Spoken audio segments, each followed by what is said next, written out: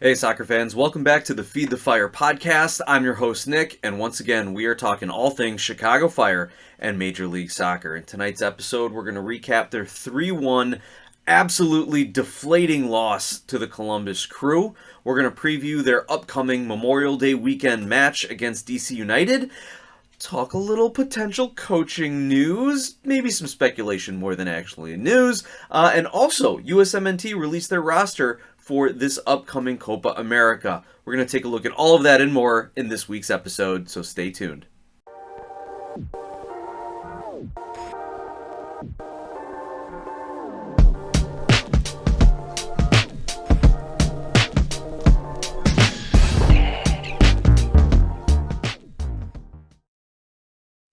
Hey soccer fans, thanks again for tuning into the Feed the Fire podcast. Again, I'm your host Nick, and I really do appreciate you all listening, whether you're on iTunes, on Spotify, on YouTube Music, or on YouTube, wherever you listen to your shows. Really, really appreciate it. Glad I get to talk to you each and every week, and I'm glad that you all get to interact with me, whether it's at the game. Shout out to Israel and his son, whether it's over email. Tom in Geneva, thank you so much for your kind words and your emails this week. Always great to hear from Ryan. And thank you to those who interact on the Spotify poll. JJ Pepe 13 and Ryan as well. Thank you guys for interacting. So there's tons of ways that you can get involved on the show. And I thank you for everyone who writes in, who continues to write in, who continues to say, hey, I saw you at the game. I didn't get a chance to say hi. Thank you to Render out on Twitter for recognizing me around the stadium. I'm sure we'll catch up at some point. Also want to say congratulations to fellow content creator Alexis over at Firewatch FC.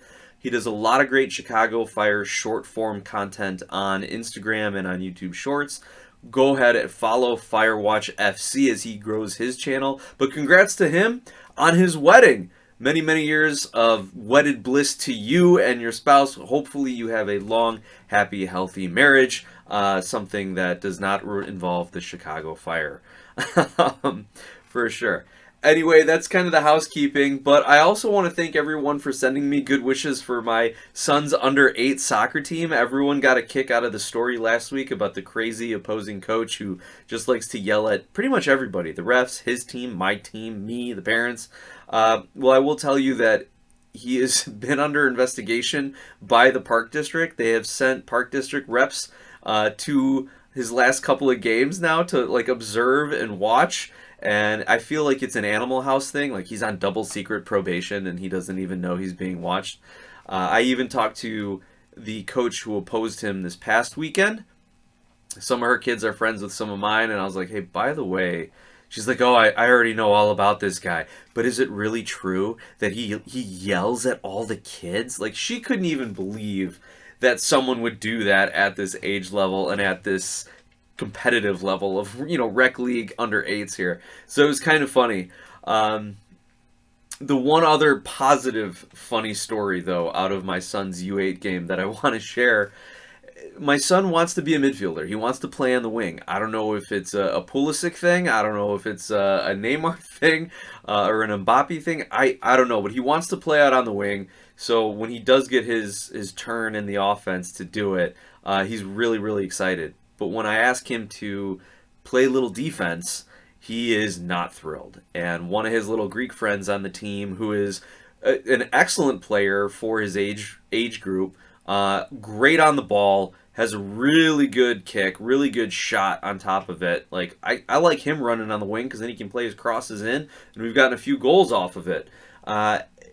It was their turn to play defense because we were rotating kids. It was really hot. I had almost a full roster. I had 4 subs for 6 field players. So we were rotating and rotating. And the other coach was rotating. And they're looking at me. They're like, well, we don't want to play defense. And I'm like, guys, think of it this way. It's the Greeks in the back. It's a Greek back line. You have to do it for Greece. And they both looked at each other and looked back at me and went, yes, it's the Greek back line. It was like the second coming of the Bash Brothers from the Mighty Ducks. Like, they were chest bumping each other. They couldn't wait to sub in. And they played a really good shift on defense. It was fantastic. They went from, I want to be a winger. I want to be an attacker too. Well, as long as it's the Greek back line, we'll play defense. So it was really funny, and they had a good run of it. And I think we ended up losing by maybe 3 goals that game, just because of the heat. The kids couldn't last those last 5 minutes. I felt like I was watching an MLS team in continental play. They just couldn't hold out that last 5-10 minutes against that Liga MX team, and that's when all the goals came in. But it was a fun weekend. We got 2 more games on the season, and it's been a lot of fun.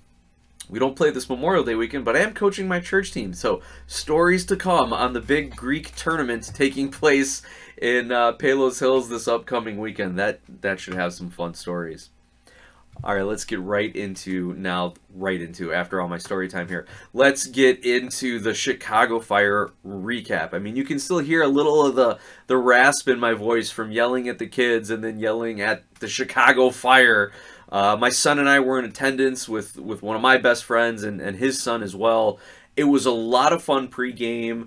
Fired up the grill, had some burgers, walked over to the supporter section. Shout out to Tim Hutza over on Men in Red 97 Media for waving me down and coming up, and we got to catch up a little bit. Also, Jiggly, one of their writers, happy birthday to you, sir. Happy 25th. I mean, I guess you have your reasons for celebrating it at the Chicago Fire match, but anyway, wishing you many, many more prosperous years. But the tailgate was a lot of fun. We didn't stay too long because the kids wanted to go play the games, but there was a really big, I don't know what organization they were, but it looked like to be some sort of African American or African cultural type of group, and they had their own DJ. There was a huge, huge dance party going on with kind of traditional music fused with some modern stuff. It was a party. It was really cool. But when we got the kids inside, they were playing their games, running around the concourse, and one little tip that actually worked out for me this week. By the time we got into the stadium, they were out of the giveaway, the camouflage headbands for Military Appreciation Night. They were out at the season ticket members gate. They were out at all the other gates on the south side of the stadium. So I grabbed my son and I'm like, hurry up, I bet we can get him in on the north end. If everyone's tailgating in the Waldron deck and the south lot, everyone's coming in the south entrances. Maybe we run around to the north entrance, the ramp by the fountain there with all the memorial wall for Soldier Field, right? And yeah, sure enough, they had a couple boxes still there by like 6:30, 6:45 or so. So we were able to grab our giveaway by going to the other entrance. So a little tip if you do get into the stadium a little late and miss the giveaway on the south side of things. But looking at the game itself, I was really excited to see Columbus play. I knew there'd be goals in this game.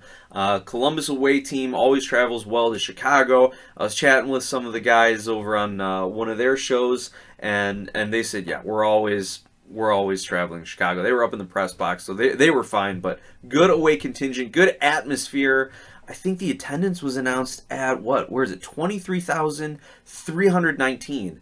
And yeah, that seems pretty high. And I got that off the MLS website.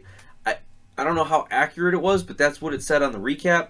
I'm thinking maybe it was like 18,000 this game, and maybe they combined that with maybe 5,000 or so from Wednesday night, because it didn't look like it was 23,000.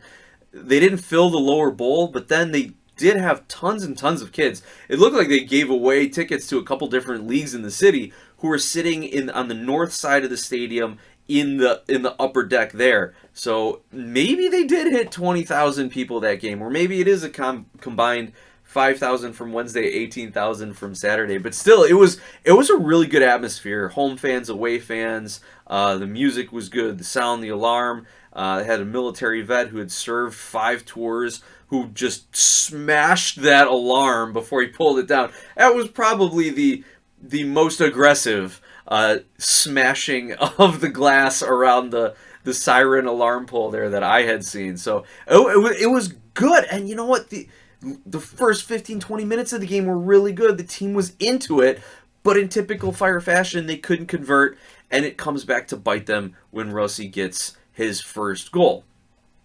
Now let's take a look at the lineup. How did it start for the Fire? Along Brady in goal. You had your standard back line here. Gutman, Chihos, Teran, and Aragoni. Aragoni, he's had an up and down season, and he is definitely in the down part of it. He started off the season pretty poor. I think he has been a really good signing when he plays well. When he can be physical, he is an excellent defenseman. This referee was not having any of it, and the Chicago Fire kind of got a bad rap early for some of these hard fouls, physical play, and the referee just didn't want to deal with it. And so Aragoni lost an element of his game by not being able to play as physical. But also, I just think he had a poor night on the whole. On the whole, is that a phrase? Just had a poor night on the night. You started a little different defensive midfield here. And this, I don't know if it was just load management or if it was Frank being desperate or just trying to shut down that Columbus midfield of Nagbe and Aiden Morris. But Gaston Jimenez and Federico Navarro got the start as the defensive mids.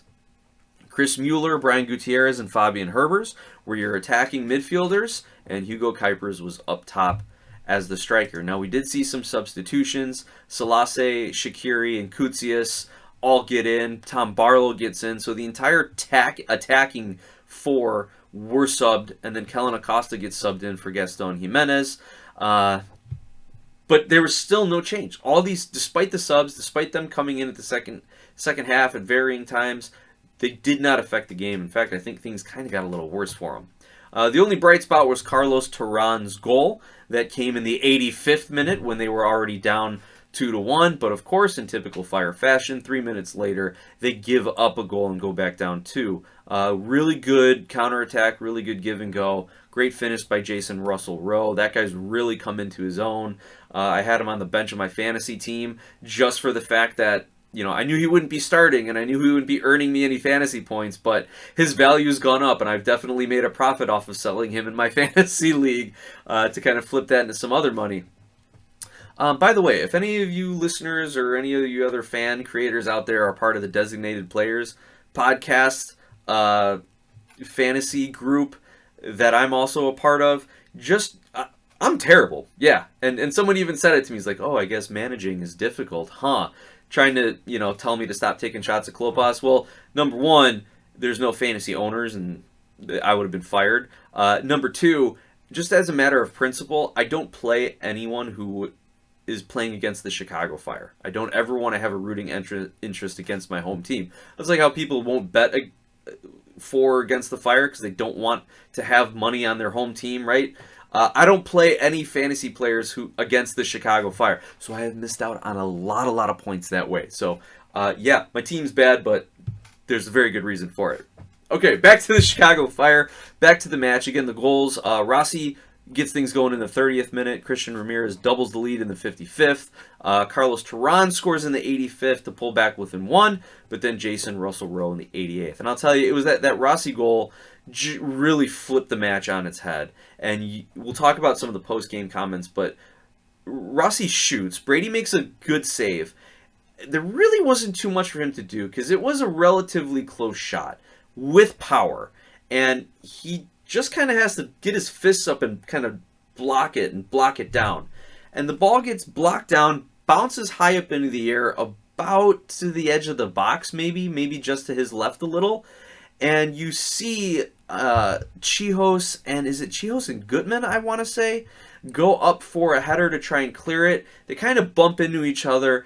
The ball gets headed instead of out right back to Diego Rossi, who's standing on the edge of the 6-yard box, and he just blasts one. I don't even think he picked a spot and tried to place it. He just ripped it as hard as he could. And when you're 6 yards out, it doesn't matter how good of a keeper you are, you're not going to make that save. And I really felt for Chris Brady again this match. I think all the goals came from within, 10, maybe 12 yards. What's he going to do on that? The stats are going to say he gave up 3 goals, but really it's the defense giving up 3 goals and hanging their keeper out to dry on this one. So not good. But then you'll see that the team does get down on themselves, and the momentum in the game really shifts after that first Columbus goal. So speaking of momentum, if you do look at the statistics here on MLSsoccer.com, it's kind of funny. It showed that Columbus actually had the majority of possession in every 5-minute segment of the game except for 3. The beginning of the second half, and then, throughout a couple times else throughout the second half. Which was really odd because the Fire seemed that they were creating some opportunities and had some possession at times. So that didn't seem to exactly follow the flow, but maybe that's just because Columbus is so deliberate in their possession in the midfield. And also that is because the Chicago Fire drew up a very middle ground line of confrontation. There were times when I actually saw Mueller turn around and run away from a defender on Columbus who's progressing the ball to get back to that middle third of the field and set up the defensive line there. So that seemed to be their strategy, is let's let the defenders come up and try and play the ball. We don't want Nagbe and Aidan Morris picking up the ball between the pressing of the Chicago Fire attackers and the defensive midfielders and then turning around and driving at them, creating a scramble on defense. So I guess the Chicago Fire had a theory of how they wanted to play. It just wasn't executed. The first one, obviously, the first goal to Rossi, obviously a big defensive mistake, but the Ramirez and Jason russel-rowe goals were just complete defensive breakdowns. Now, looking more at the statistics, as we do here each and every week, the Chicago Fire ended up with only about 40% possession, according to MLSsoccer.com. They ended up with 13 shots, 5 on goal. That, for them right now this season is actually one of their better games, if that tells you anything. The Crew, on the meantime, had 9 shots, 5 on goal. The Fire defenders blocked 4 shots, but only had 399 total passes, but at an 85% passing accuracy rate. So again, the Fire were playing a lot of their passes in controlled areas in the defensive and middle thirds, and when they got into the attacking thirds, we saw them play the ball around a lot around the edge of the box, and there were times, I'm up in section 205, and I give credit to anyone who's coming to the game sitting up there with me, and we're screaming, shoot! Somebody shoot! So a lot of this possession was meaningless possession. A lot of these completed passes were meaningless completed passes because they're just playing the ball around with no real purpose to try to drive it forward or to generate a key pass or a shot. I will say for a couple positives, though, we did see Gutierrez early on in the match pick the ball up and not just drive it forward, but drive it towards the center of the goal. We saw him a couple weeks back, and I called him out on it. He always is picking the ball up kind of on the keeper's right, on the attacking left side of the 18-yard box, and then having to cut back on his favored right foot, and the defenders were just waiting for it. So this time, instead of driving forward and then having to cut across the front of the goal on like a 90-degree angle across the top of the box, he's driving towards the center of the box, which gives him a lot more space to work with, and really is a better offensive play because he's sucking center defenders up and he can kind of lay the ball off as needed and as he can. So that is one positive on this match. We saw Gutierrez driving into more dangerous spaces, and I'll call it correcting a mistake of positioning from games past. So that is a positive thing. The other positive I saw at one point, we saw the ball around, and this led to one of Kuiper's opportunities. We saw the ball be worked up the right wing and then get crossed over to the left and played back in to Kuiper's for an opportunity. So the potential for that is there. There are examples of it. The problem is it just becomes so few and far between. And then when Kuiper's does get 2 shots off in a game, he's not in rhythm enough. He's not creating the opportunity. He's not gelling with some of those wingers on how he wants it served to him exactly. So he's got to do a better job of converting when he only gets that 1 or 2 chances. But we got to generate more for him. Okay, back to some of the statistics here. 9 corner kicks taken by the Chicago Fire, and thank you. The new promo this part of the season now is if the Fire take 5 corner kicks, you get a free Portillo's hot dog. And so I went and got my free hot dog today. It was delicious. But when the guy rang the code up, it's like, oh, were you at a Bulls game? I was like, no, Chicago Fire soccer game. He's like, oh, the code says it's free hot dog for the Bulls game. I'm like, all right, well, that's the code they gave me. I'll let the accounting team figure that out. Thanks for the free hot dog. The Chicago Fire ended up getting 8 crosses off, 1 offside. All right, fine. Only 4 aerial duels won to Columbus's 9. Here's what's crazy. The Fire had a 3.4 XG, expected goals. So they actually generated some quality opportunities this match, but could not convert them. Brady was credited with 2 saves, 22 fouls committed by the Chicago Fire. That is an insanely high amount, along with 3 yellow cards. Part of it is the lack of disciplined defending. They get caught out of position and have to make late challenges. Part of it is they commit such hard physical challenges early on in the game that they immediately get on the ref's bad side.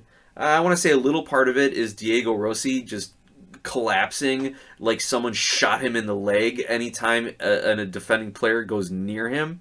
Like, oh my gosh. Most players, like when they receive a pass, like, you know, they kind of do a check over their shoulder to see if there's a defender coming on them. Diego Rossi, anytime he's on the ball, he's doing a check to see, where's the referee? Am I in a position for him to see me get fouled? Like, the guy's too talented to have to play these crappy little games, but at the same time, he does.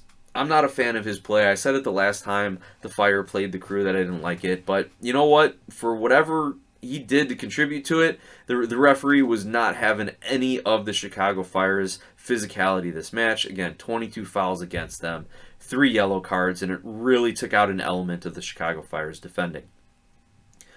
Let's see if there's any other stats here on MLSsoccer.com worth mentioning.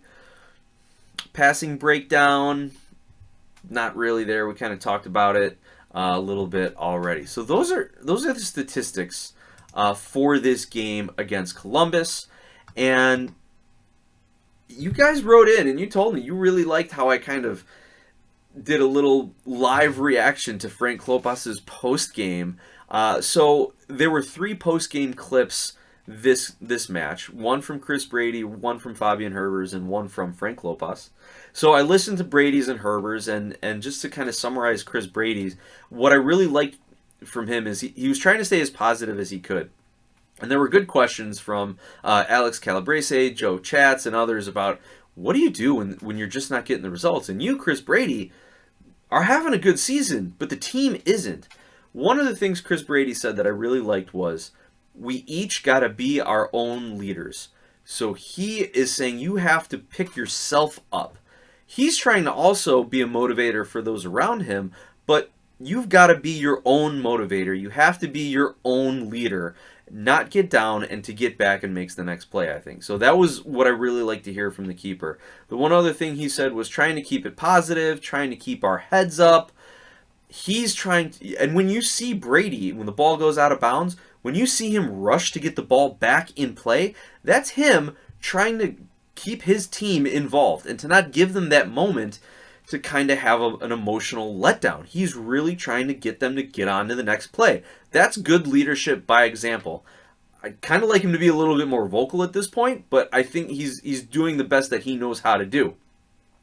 The one thing he did say is, when I see we give up a goal, a defender's head goes down, everyone's head starts to go down at that point. It affects everyone. And so he's doing his best to keep his defenders, keep the guys in front of him, as he said, to keep their heads up and get on to the next play, to make the next play, to give them the opportunity to make another play.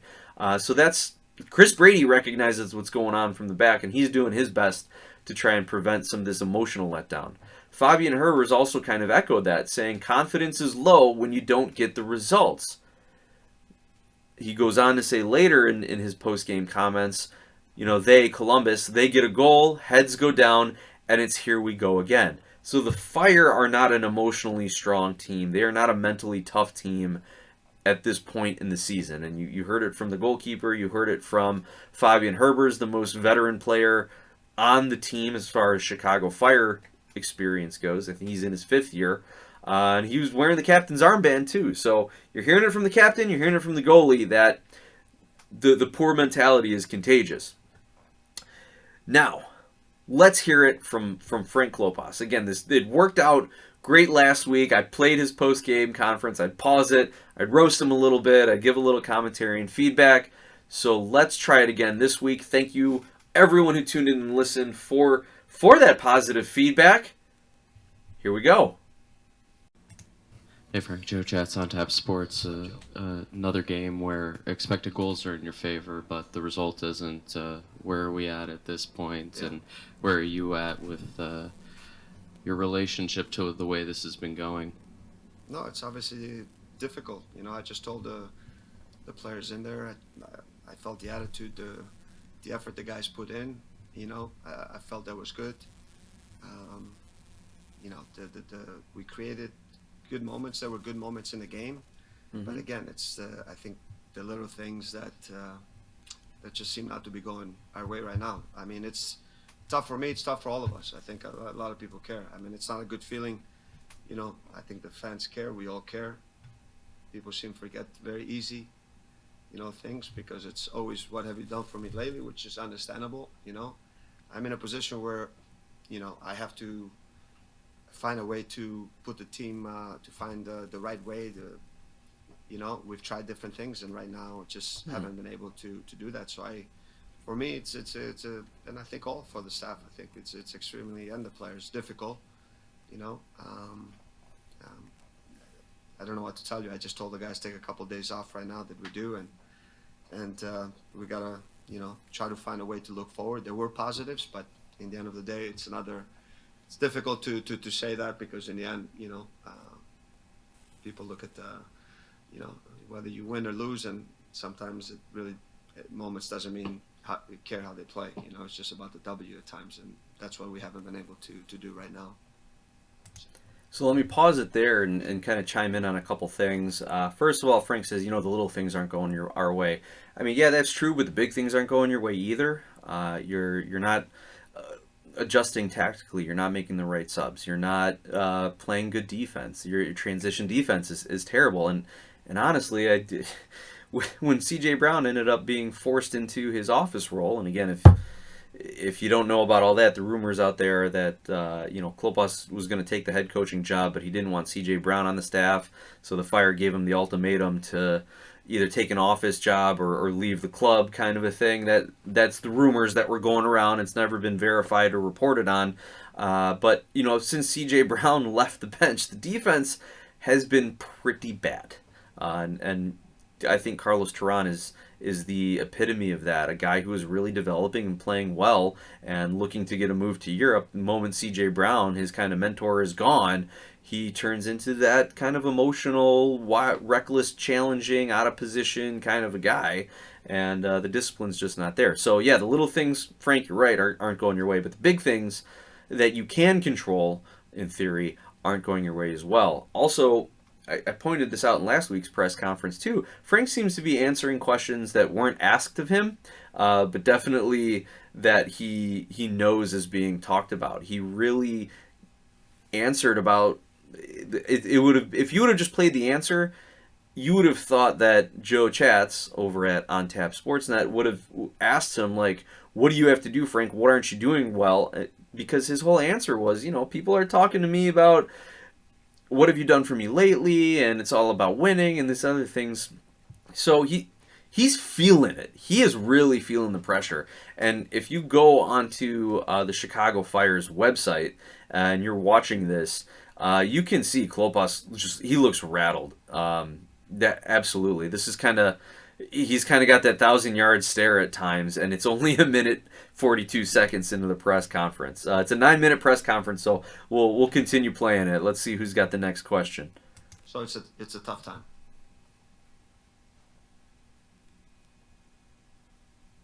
All right, Jim Alexander with Real Talker.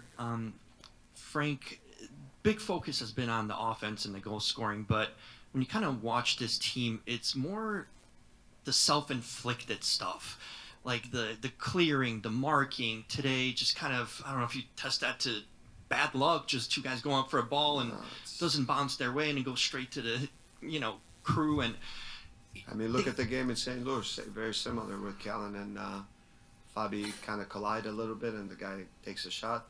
Yeah, no, I mean, I don't say it's not bad luck. I never put it in bad luck. I think that those little things, they're not not going away. It just seems like, it was really exciting because we tried to push the game, and it's a team that, when you fall behind and then, they very good at their ability. It's a really good possession team as it is, and then their ability with the lead makes it even more difficult. That's why I felt like once we I'm going to pause right here because I don't want to forget this point. I'll give Klopas credit on this one because he's right. Columbus is a hard team to come back on, and they really did try to go out and get that lead early, especially at home, using the crowd, using a little bit of a different lineup in the attack. Like, I'll give him credit for trying that, but when those things don't work, or when you give up a sloppy goal like they did to Rossi, there is no adjustment, there is no recovery, there is no anything else. Like the room is lost, the team is lost after that, and that falls in large part on the coaching staff. Let's continue on and hear how Frank finishes his answer to that question. got that goal, there was an energy level, the stadium. We were excited because we haven't scored in a while, and then we got out of from the set piece, and then we give up a goal right away. Yep. Those are tough, tough moments and stuff like that. So I don't know. I feel the responsibility is on my shoulders, and I'm trying different things, and just haven't been able to find the right thing that clicks right now. Third game in a week, we rotated some guys. It was normal, 3 guys, but we fall behind again from plays like you said that just don't go our way, and that's the difficult part. By the way, everyone, Frank is really picking his cuticle right now. They say in sports, good teams find a way to capitalize on other teams' mistakes, and bad teams find a way to kind of give it away. Would you say it's fair at this point, from the outside, for fans, that this is a bad team right now? I mean, you look at the results. Say that there's nothing that can, when you look at the results, we cannot hide from that. Well, I got to pause it there. The fact that he acknowledges that, I think that's a huge change in kind of his demeanor. Like, Frank is always the upbeat, positive guy, and he didn't even shy away from that answer or trying to put a spin on it. Maybe we'll see if he does kind of put a little spin on it, but he's not wrong, and you can't deny it. At least he's seeing what everyone else is seeing. Let's continue. We haven't been good. That there's nothing you can say. And we did play a good team that's coming in with confidence. Obviously, that I think that they won their last game. Obviously, also they've been in a little bit difficult moment. I think it's for them playing CONCACAF for this or that. But I think you fall behind with a team like that. And right now, when things are not going on well our way, it just seems like everything's going against us. And I don't know. We've tried different things. I'm trying different things. At training with the guys, different combinations with players, changes things up. But just seems right now, I mean, yes, we when you look at the record, I mean, we're not playing well enough where, you could just say we're a very good team right now, because we're not. Appreciate the honesty there. I was Calabrese. That's just based on the record. Nobody called me that I said that we're not a very, Oh. That's different coming into the season. We've had good moments and we've showed that. And I think that's important, not to take one thing and put Frank Klopas says that we're a bad. No. I'm only looking at the record where we are right now. You can't I can't say that, because we're not. We're at the bottom of the table. Are we there because of quality? No, we're much better than that. That's what I believe. 100%. Okay, there's the Frank that we all know and love, that he's like, we're still a good team, but our record doesn't reflect it. Well, again, you're now 14 games into a 34-game season, and you have 2 wins. So at some point, that line of we're a good team, but our record doesn't reflect it, that line is gone, and then you just are a bad team. You're a bad coach team, you're a bad talent team, you're a bad cohesive team, you're a bad attacking team, a bad defending team. Like, at some point, that's going to shift. I mean, we see it in the NFL. A team who will start 0-2, 0-3. Some people, when a team starts 0-2 is when you start getting all those NFL statistics of 0-2 teams that have made the playoffs, and it's like, oh, okay, you're 0-2. Then you go 0-3, And it's like, well, those statistics, those chances of making the playoffs just dropped exponentially. And then you go on forward and you're like, okay, you're a bad team. Like, there is a cutoff, a statistical cutoff in the NFL judging a team if they're good or bad and the chances to make the playoffs. For baseball, are you a buyer or a seller? When's that all? You hit All-Star break, are you a buyer or a seller? There is some, even maybe it's a little more amorphous in baseball because it's such a long season, but there is a general time when you know, are you going to be a good team this year? Are you a good team this year? The Fire have 2 wins in 14 games. Are we there? Can we say you're a bad team? Do we have to wait till game 17? Halfway through the season? Do we have to wait till All-Star break? That's kind of what I'm looking at right now. And again, I'll give Frank credit for trying to, say, look, I still think we're a good team. He's still got faith in his players despite saying that everything else in this presser, but it's hard to.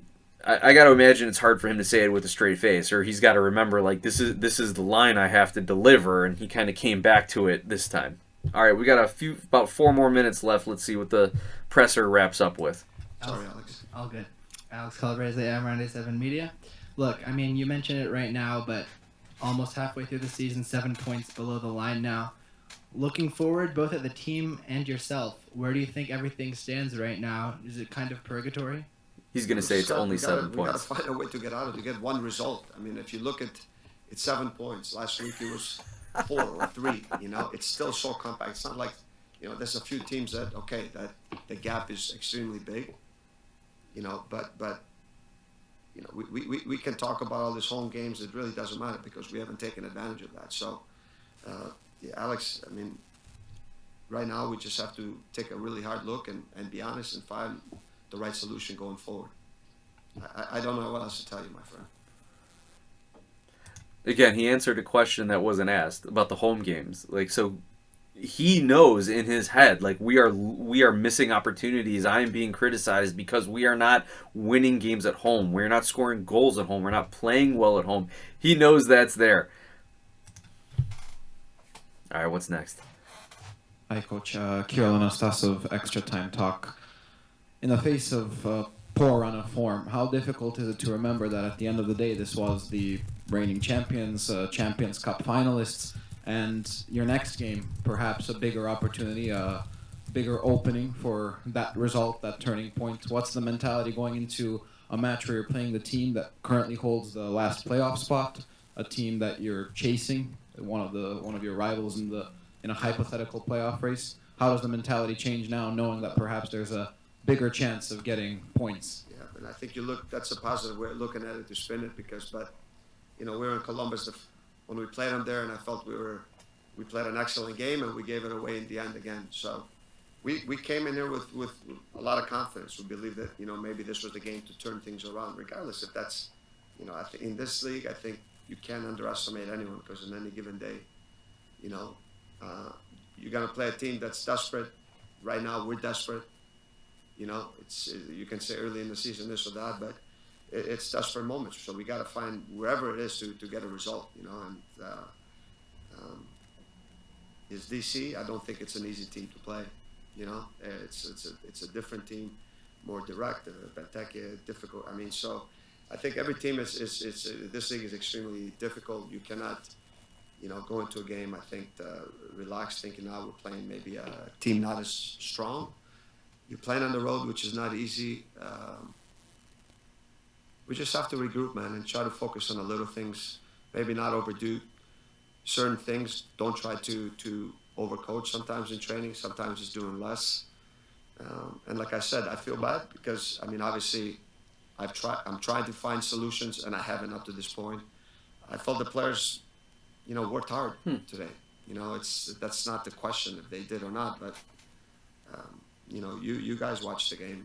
It's just difficult. I don't know what else to say. I'm not here to make excuses. The responsibility is on my shoulder, guys, and it's not a great feeling. I've tried things. I haven't found the answer to get out of this.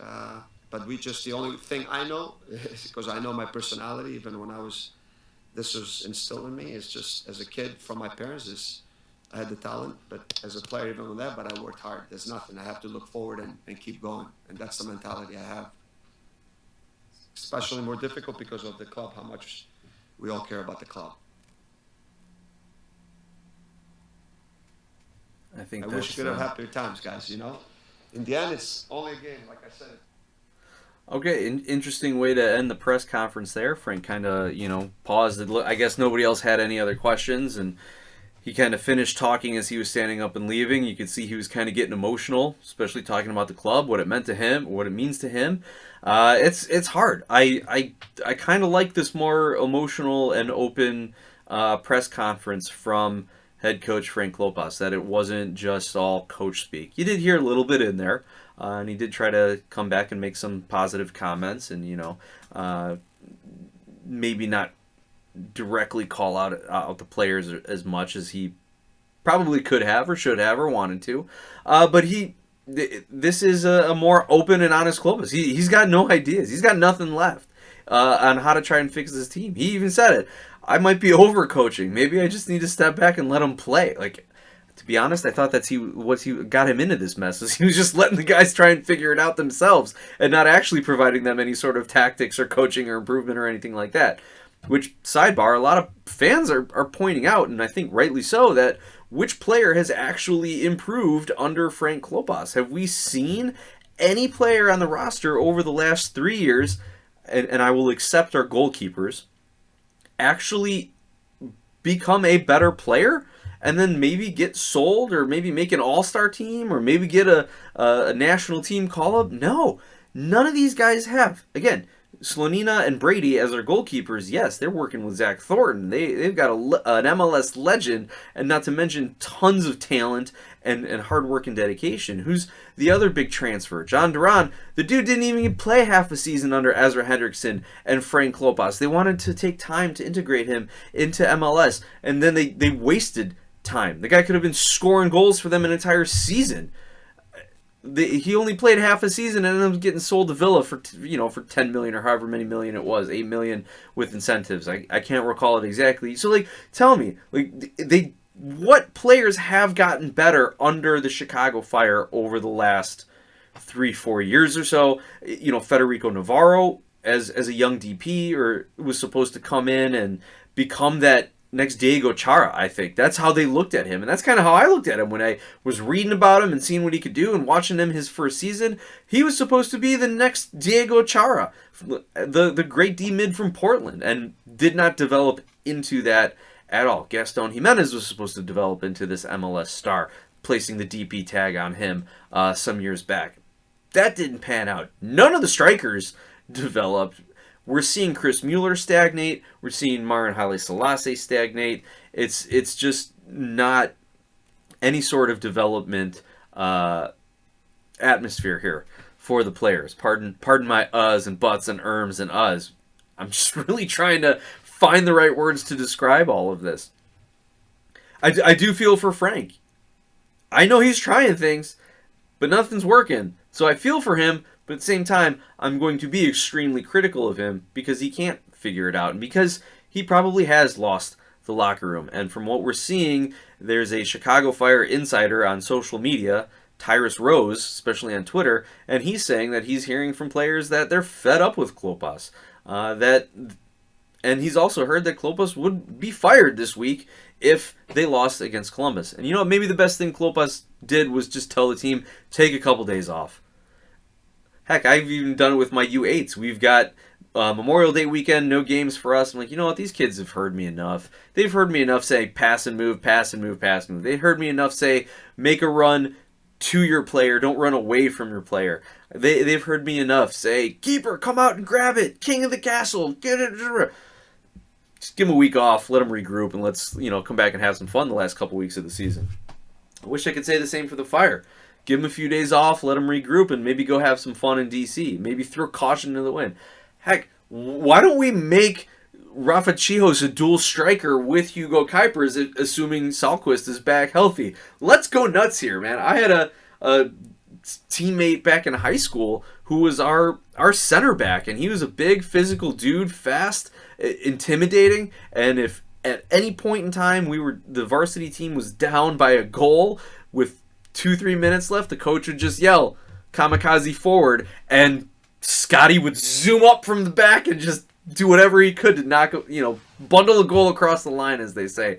So maybe we need something ridiculous like that from Chihos and just have him go out and have a little fun on the front line. Who knows? But that's where it stands from the Chicago Fire, Columbus, the post game.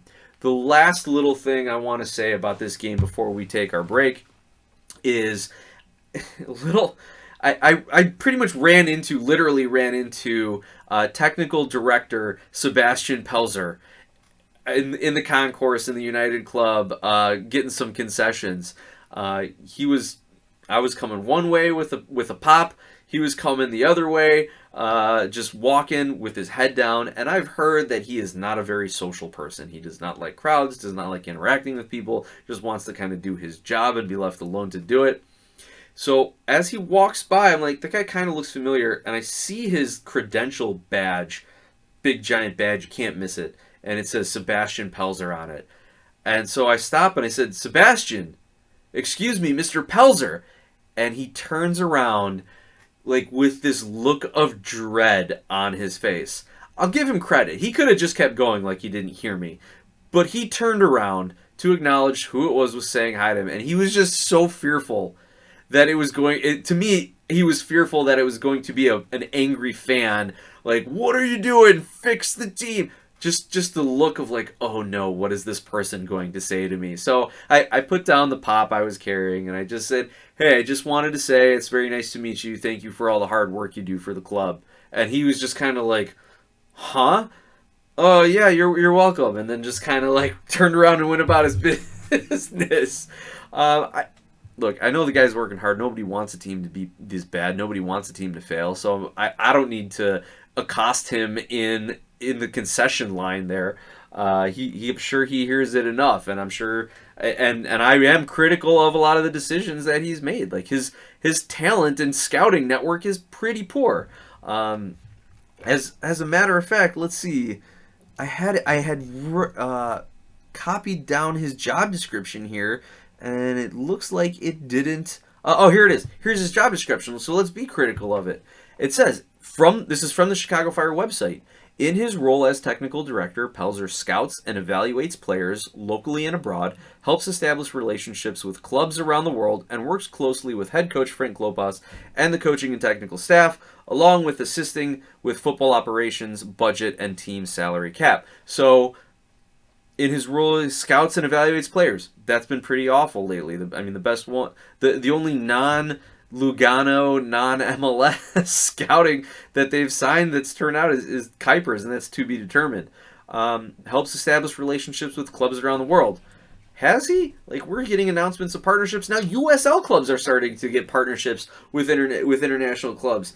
We haven't heard any such thing announced with the Chicago Fire yet. Works closely with head coach Frank Klopas and the coaching and technical staff. Well, we see how that's going. So I give kudos to Pelzer. I'm sure he's working hard. I'm sure he doesn't want the team to suck. And I give him credit for turning around and facing a fan in the line for concessions. But at the same time, we got to hold him accountable for the poor performances thus far. With that, we are going to roll into our sponsor break here. This show is brought to you by Skira, Icelandic spring water. Summer is upon us. Stay hydrated, especially out in Chicago, whether you're out at a music festival, a fire match, or any other game, sporting event, whatever it may be. Get to your local 7-Eleven. Get yourself a bottle or three of Skira, Icelandic spring water. Icelandic for clear, Skira water comes from a spring in a government-protected nature preserve in Iceland with naturally low mineral content. This isn't your average water. Clearly, pun intended, it's one of the best. And as we always do coming out of our water break, I'd like to introduce our featured guest, John Donovan. Take it away. Nick, John Donovan here talking about the Chicago Fire and the MLS. Nick, I just finished watching the interviews of Klopas for the last two games, and I have never seen a more confused coach in my entire life. Frank Klopas does not know how to make up a lineup. He has lost his confidence. His team has lost its confidence. They've won 2 or 3 games, lost 8, tied 3, won 2, lost 8, tied 3. I mean, that is a recipe to a disaster. What surprised me, Nick, was the crowd in the stadium on Saturday night seemed to be adequate. I mean, all Chicago needs is halfway a winner to fill that stadium, or to have a decent crowd and have Chicago excited about their soccer team. I was really shocked at some of the lineups that Klopas is putting on the floor. I mean, the first thing you've got to do, I mean, you need the talent, and I think the Chicago Fire do have the talent. You have to have smart players and smart management.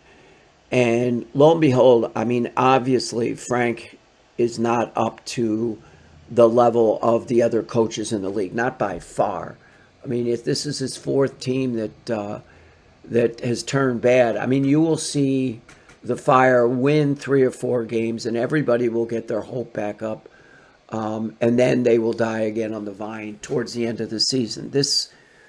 Frank has never made it to the end of the season, but this is what probably will happen. I just was stunned at some of Frank's remarks. I mean, one was the identity of the team. I mean, the team, if I looked at it from afar and wanted to have an observation of the team, is they don't play smart. And they're not coach smart. Last year, when they had CJ Brown on the squad, you could see Teran at the beginning of the season really seemed to be in control. He has tremendous talent. Big, fast, dominant guy. And since CJ Brown has not been here and the collapse in management, Teran is a liability on the floor. I mean, last night, it seemed like twice, and really right from the beginning, he was on the referee's eyesight. I mean, he was every play, he's close to a card. And then you play him and Navarro at the same time, and you've got always the potential of a red card. Last night, I thought twice Navarro had hit it, or he had accumulated enough warnings from the referee. And is that smart, guys? I mean, when you're playing a game and you have equal talent on the bench in Amsberg and Pineda, why do you start 2 guys together that always represent a danger on the field? They do not play smart soccer.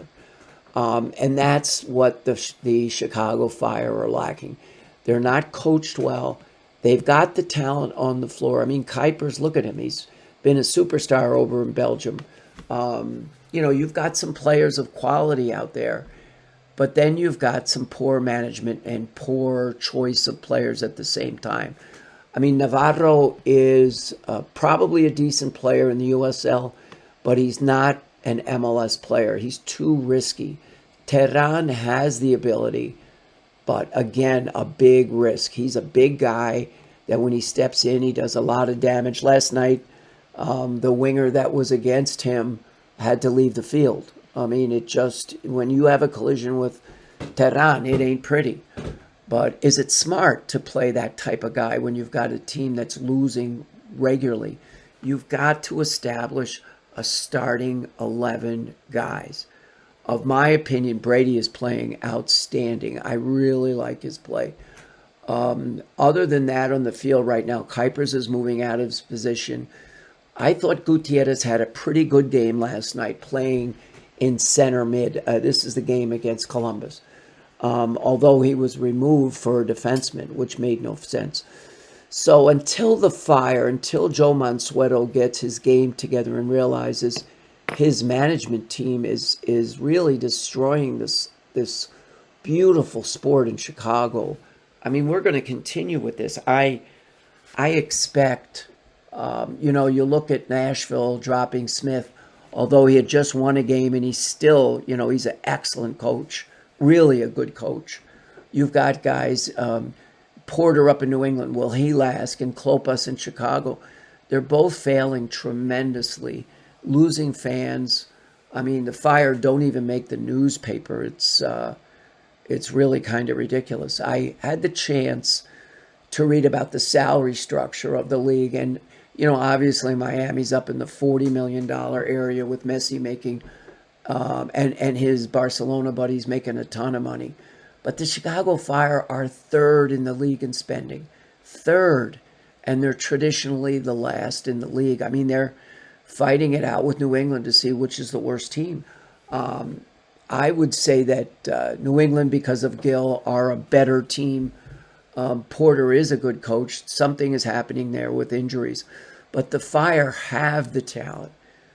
Joe Mansueto's gone out and purchased good players. But he really failed in staying with Heinz and his chief scout and Klopas. I mean, we have lost another season. It's kind of sad for me. I'm all of 75 years old, and I've always wanted to highlight, with my grandson in particular, the Chicago Fire to be fun. He's on the Chicago Fire developmental squad right now. But all he talks about is Parents Saint-Germain and Manchester City, because we don't have anybody to focus on here in the city that would be inspiring for young kids to want to play soccer and to follow this local team.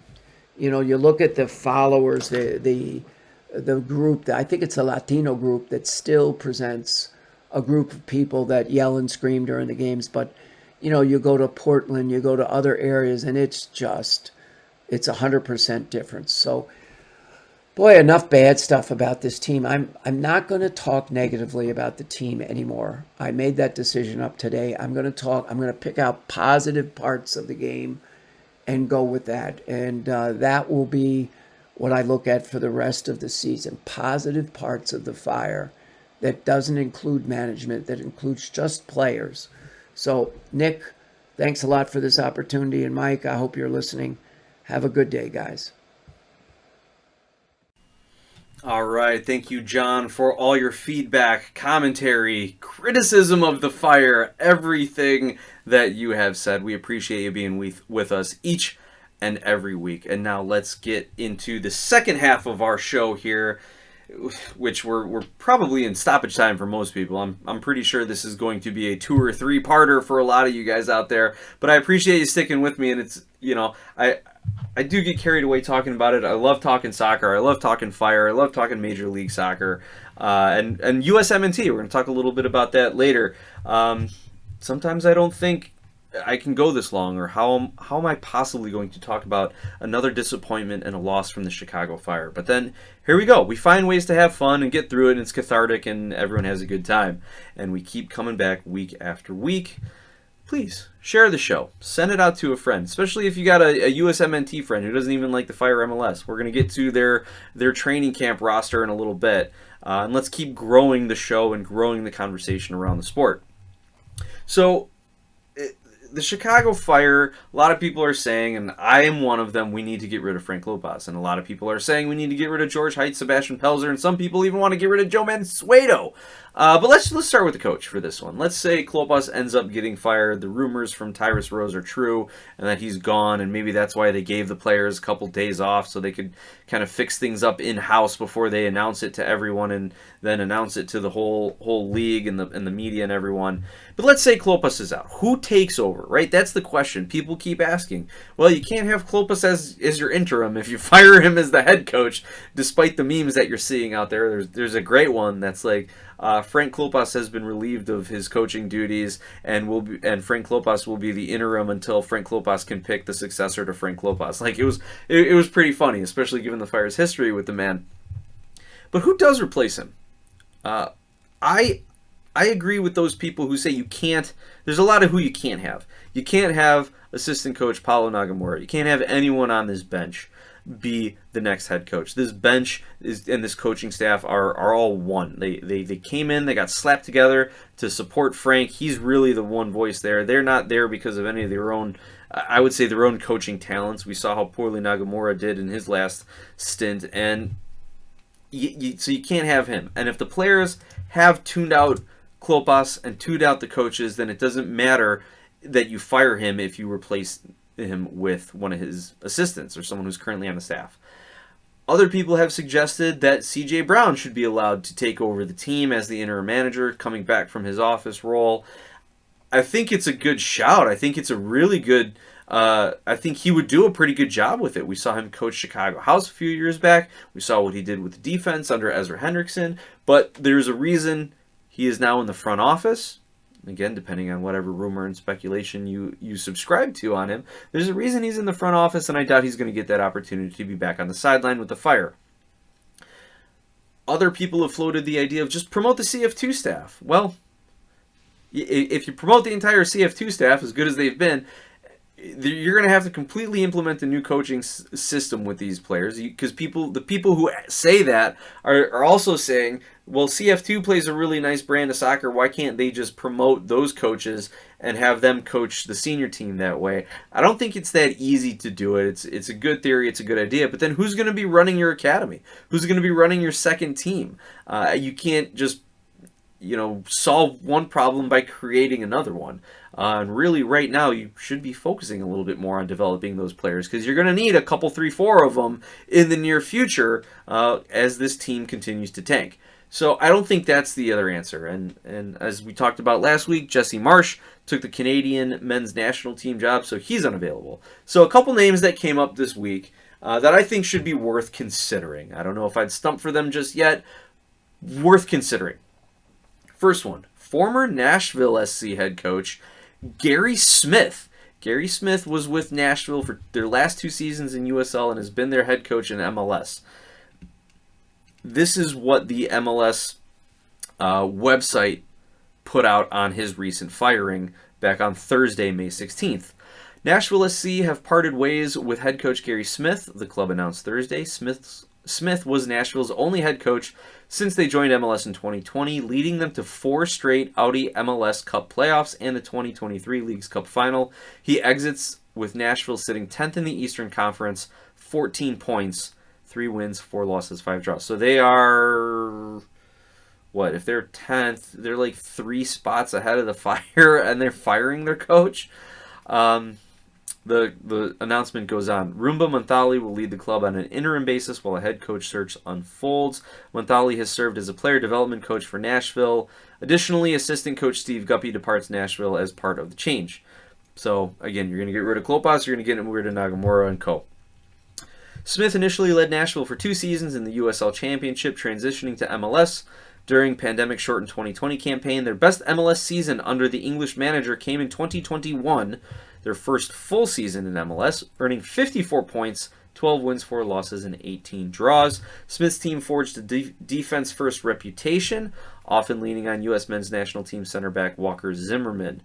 Nashville also carried an attacking spark highlighted by Hani Mukhtar, who had 60 goals and 42 assists in 123 matches, directly contributing to well over half of Nashville's goals. Let's see. And then they go on to kind of say what helped fall apart. And Smith, who previously led the Colorado Rapids to an MLS Cup 2010 title, was also known for trusting veteran players.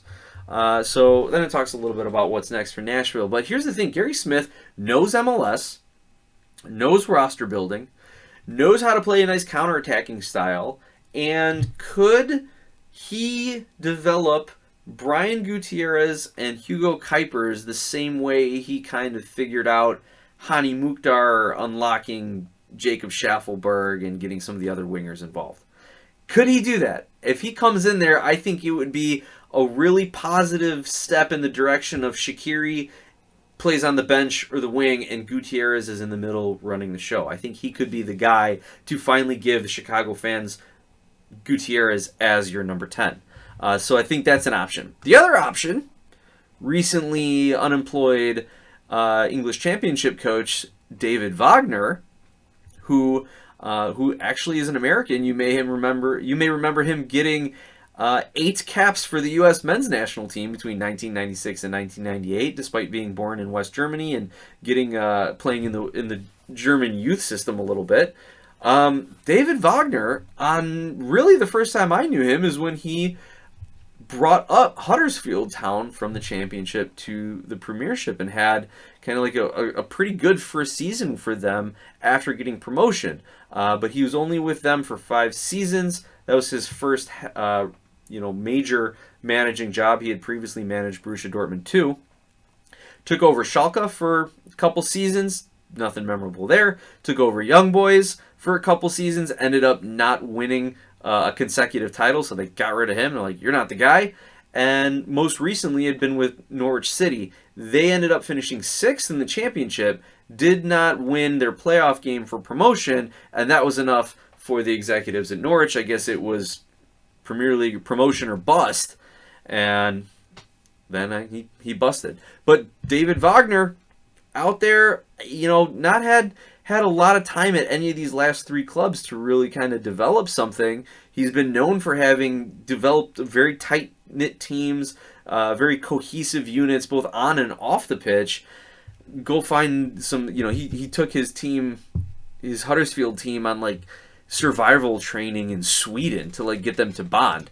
Interesting story. So maybe he could come in to the Chicago Fire team and really get the team to gel together, to play well together, do some unconventional things, get them outside of thinking X's and O's and marking and this and that on the pitch to just playing well as a unit.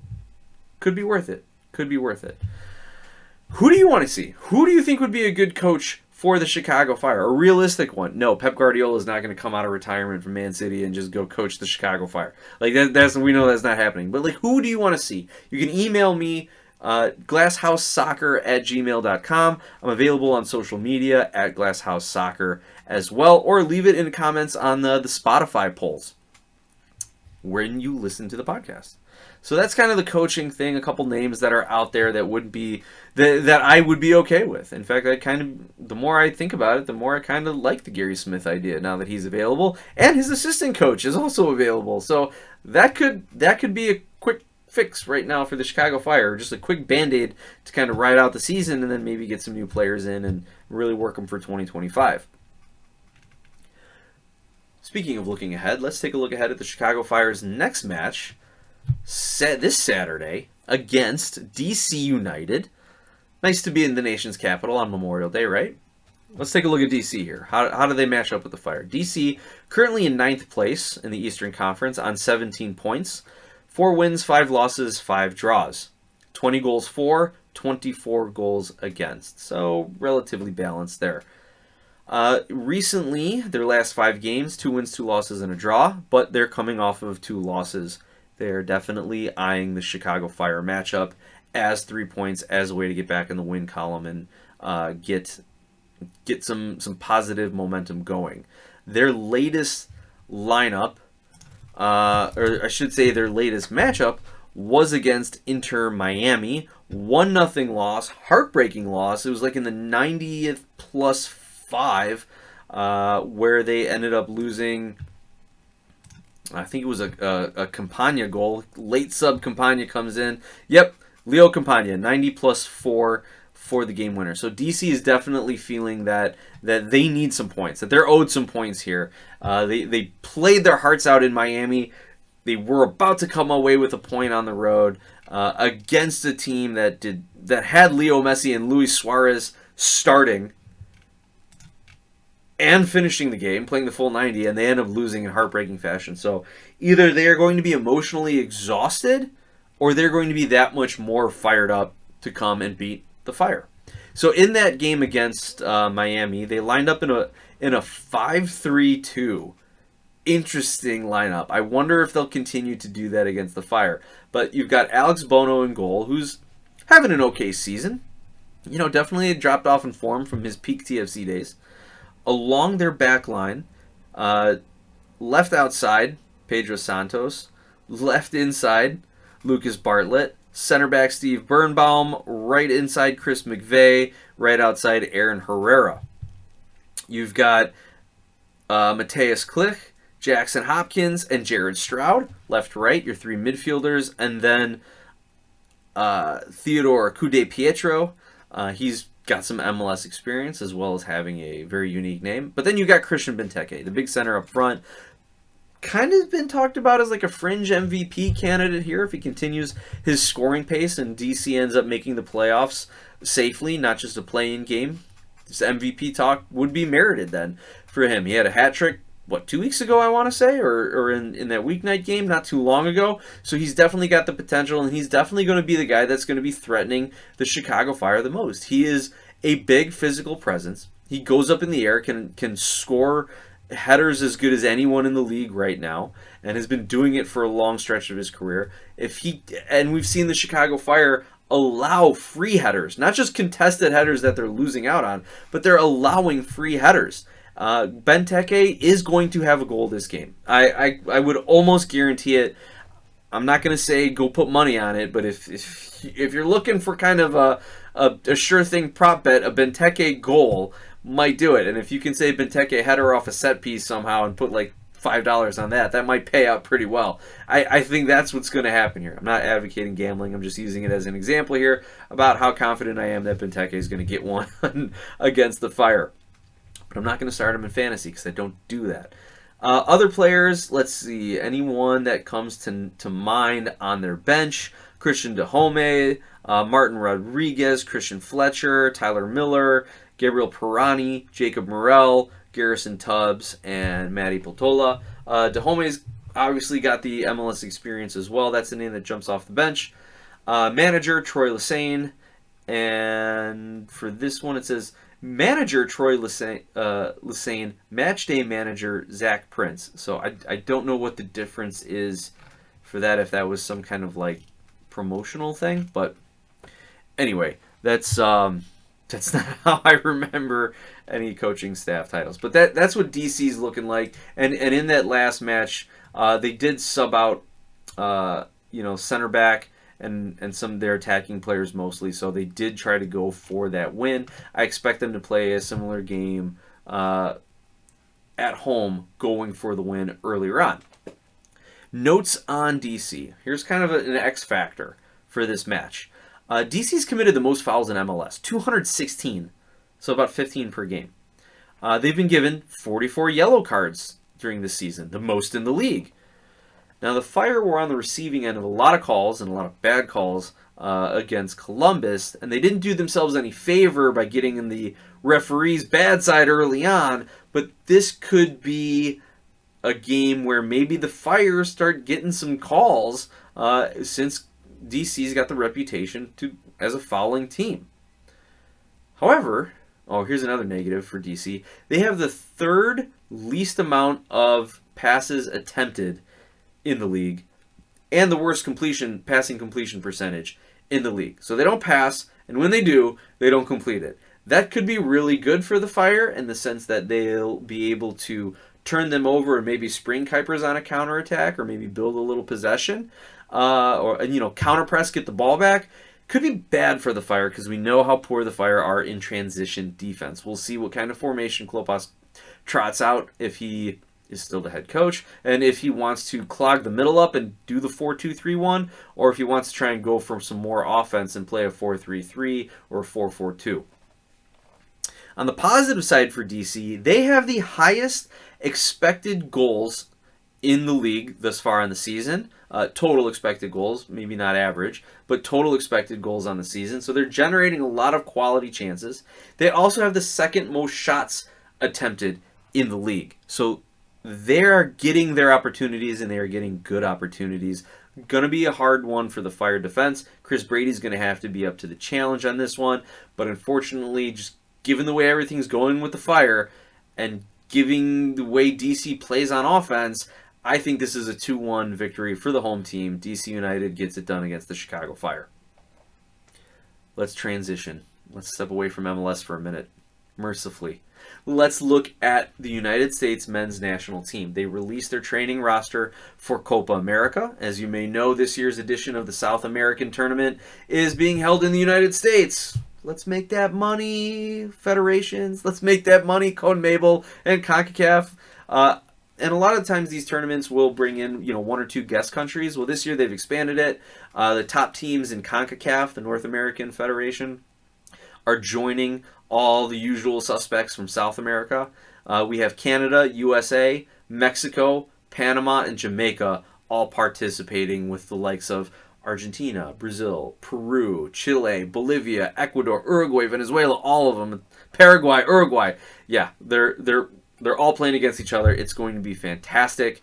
Can't wait to watch this international tournament. Everyone's saying this is like the preview for the World Cup for the U.S. This is how they're going to have to really step up and play some good international competition and learn some lessons. So who are those players who are going to be learning those lessons? Let's take a look, starting in the back. Goalkeepers, Ethan Horvath of Cardiff City, Sean Johnson, Toronto FC, and Matt Turner, Nottingham Forest. This is maybe the worst goalkeeping choices of the last several years of the U.S. men's national team. And I mean that as a compliment to some of the other keepers. Matt Turner, Ethan Horvath, not really informed. Sean Johnson going through a lot of off-the-field stuff, getting into fights. If these guys can just focus in and lock it in, and maybe Horvath and Turner are better, are those guys who are like better national team players than they are club players. Maybe Sean Johnson can kind of get his head right with a little time away from MLS. But this is the first time I look at the goalkeeping players selection, and I'm like, I don't know. This is going to be tough.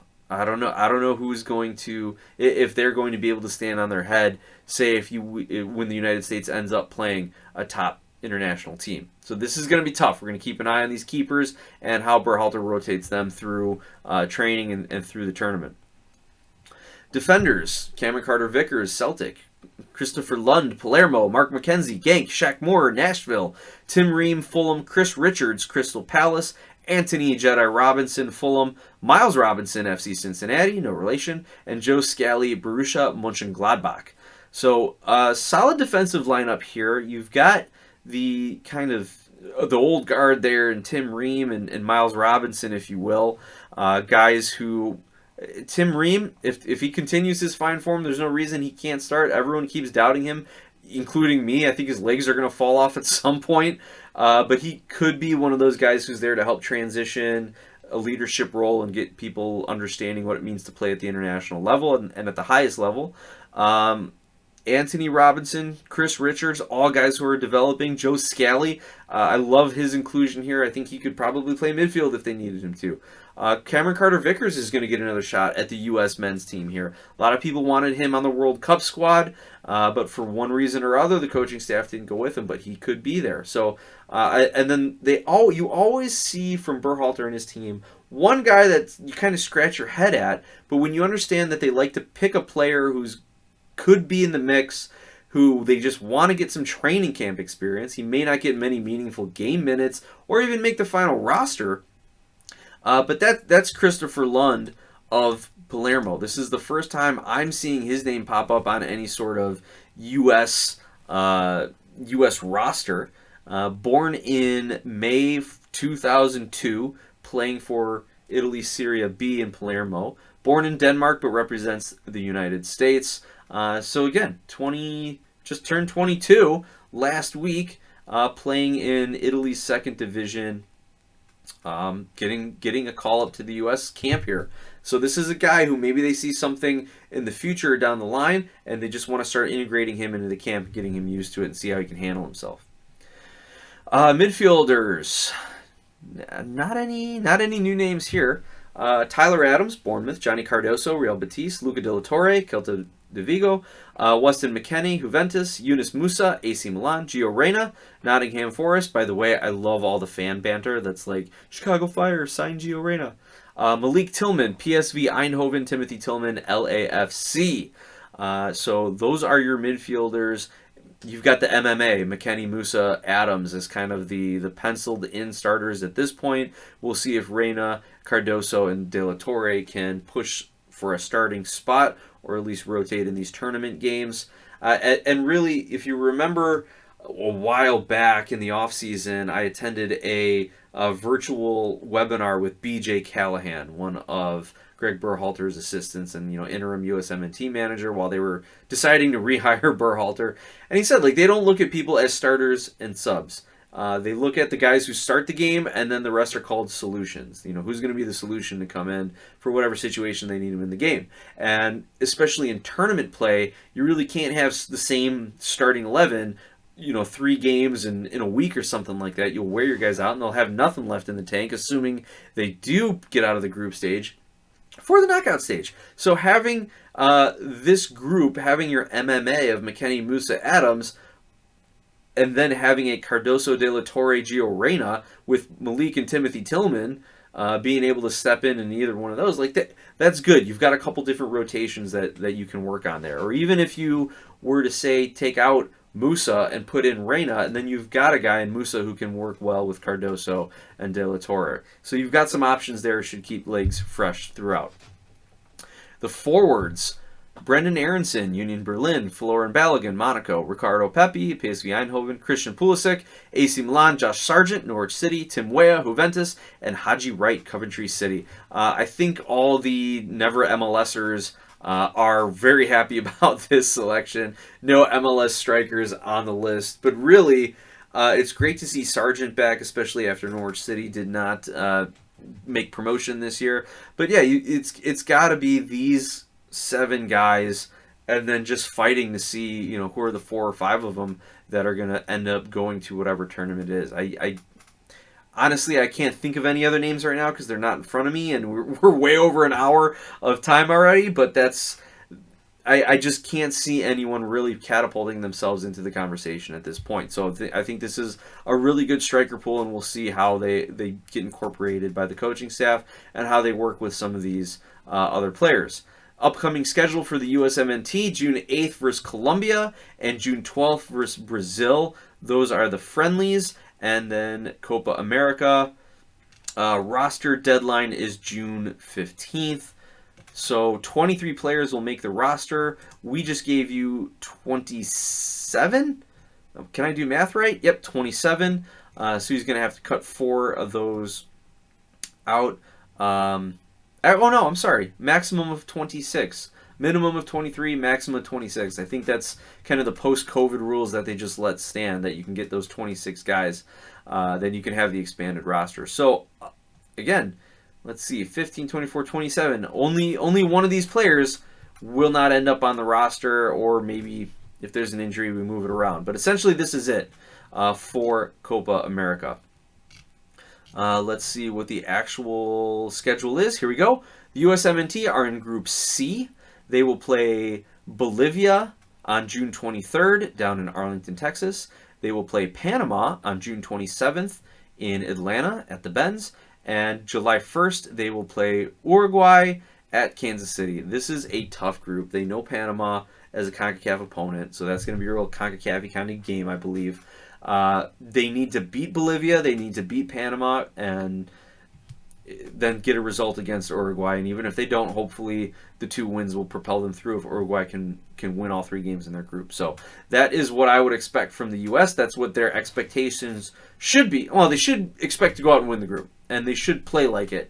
If they don't win the group and Uruguay wins the group and they beat Bolivia and Panama, I think that's just fine. And then we'll see who they match up with in the knockout phases. Whew. That was a long one, guys. So I'll give you a quick goodbye. Thanks for tuning in and listening. Please rate, review, like, subscribe, share the show, and let's go Fire.